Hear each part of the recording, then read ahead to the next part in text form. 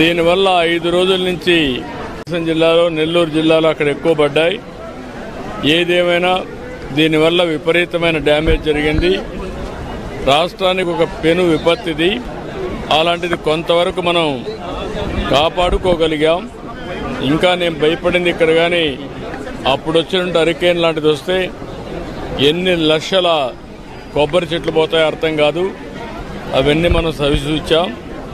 ఈసారి ఎక్కడా ప్రాణ నష్టం జరగలేదు.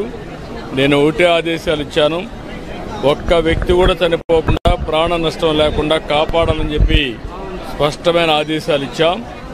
అదే సమయంలో ఆస్తి నష్టాన్ని కూడా నివారించమని చెప్పాం. చాలా వరకు అది సాధించగలిగాం. అదే మరి దగ్గర ఒక 2200 క్యాంపులు పెట్టాం. ఇవన్నీ పెట్టి దగ్గర ఒక 1,80,000 మందిని ఆ క్యాంపులకు కూడా తీసుకొచ్చి అక్కడంతా కూడా వాళ్ళకి అన్ని ఏర్పాట్లు చేశాం. ఏ విధంగా ఉందో ఒకసారి చూడడానికి వచ్చాను. నిన్నటి వరకు రాత్రి 12-1 గంట వరకు మానిటర్ చేశాం.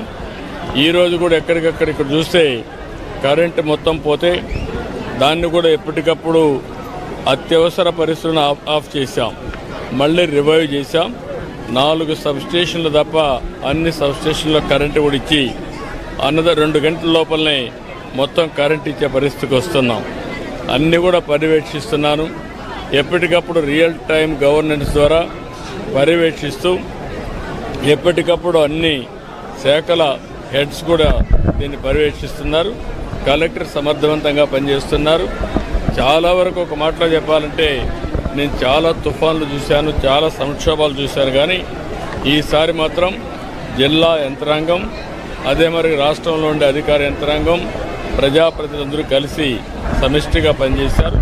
ప్రజలకు పెద్ద ఎత్తున ఉపయోగపడ్డారు.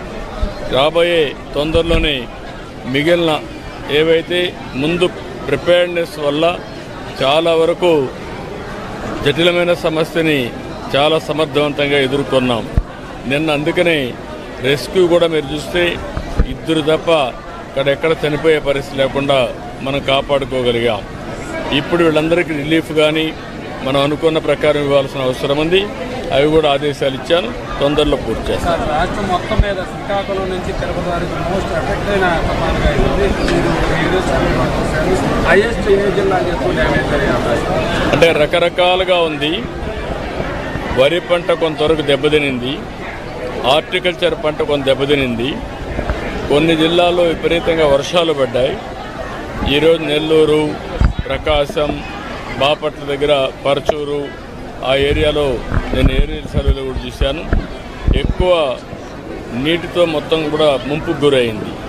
ఇక్కడికి వచ్చే కొందికి గాలి విపరీతంగా వచ్చింది.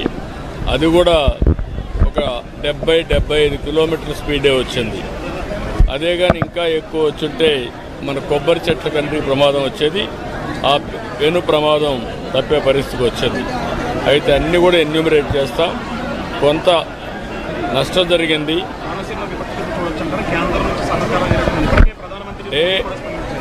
అందరూ స్పందించారు. మనం కూడా జాగ్రత్తలు తీసుకున్నాం. ఇక్కడ ఆస్తి నష్టం ఎంత ఉందో దానిపైన రిపోర్ట్ ఇస్తాం. ఆ రిపోర్ట్ ప్రకారం యాక్ట్ చేస్తాం. వాళ్ళు కూడా కౌలు రైతులకే వస్తుంది. నష్టపరిహారం ఉంటే వాడికే వస్తుంది.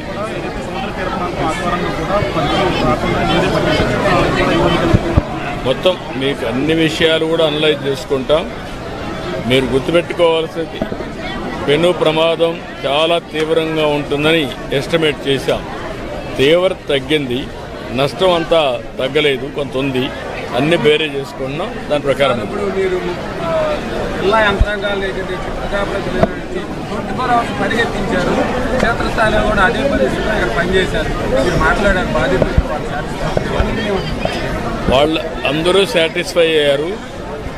వేరే సమస్యలు ఉన్నాయి తప్ప ఇక్కడ మాత్రం అందరూ హ్యాపీగా ఉన్నారు. 3 రోజులు భోజనం కానీ వస్తువులు కానీ అన్ని విధాలా హ్యాపీగా